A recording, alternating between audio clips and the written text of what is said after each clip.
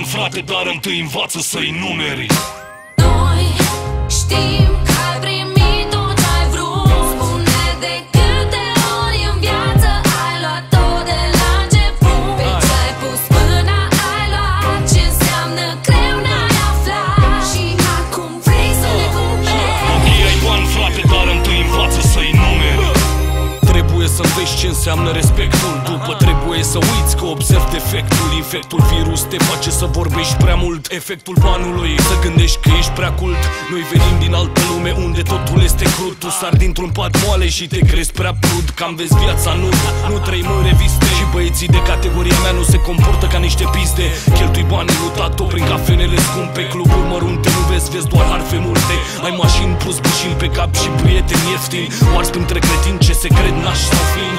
Noi nu suntem fini sau blajini. Revii la realitate când ne vezi fețele de câine nasol. Nu poți respira, vrei un aerosol. Îți dăm o lecție lăsându-te la curgol.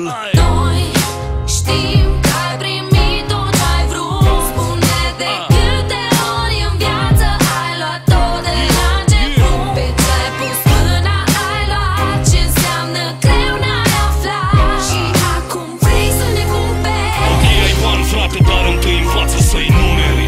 Mulți o ard în figuri, dar de fapt sunt figurine. Iar valoarea lor e sub o pungă de bufarine. Alții sunt de prost gust, ca o bustul mai robust. Lanțul în gât și creier în gust, nu gust prostia ce se ascunde în România, unde prea puțin dintre noi își pot face bine meseria. Sătul de snobi și femei dobitoace, mi-ar face plăcere să le dau la toți capace.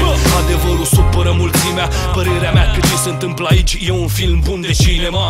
Totul se rezumă la o mentalitate de turmă, iar cei din tâi vor fi doar cei din urmă. Mă lasă rece, dar totul trece, ca și cum aș desface capacul la o bere rece. Totuși nu plâng ca fraierii, sunt liniștit, fiindcă știu că m-am născut în locul potrivit. Noi știm că ai primit tot ce ai vrut. Spune de câte ori în viață ai luat tot de la început. Pe ce ai pus până ai luat, ce înseamnă greu n-ai aflat. Și acum vrei să le cumperi. Ok, ai bani, frate, dar întâi învață să-i numeri. Mergi pe culoarea roșie la semafor, încrezător că relațiile lui tati sunt beton. Poți să calci pe trecere orice pieton, că la sfârșit dosarul tău va fi gol, gol.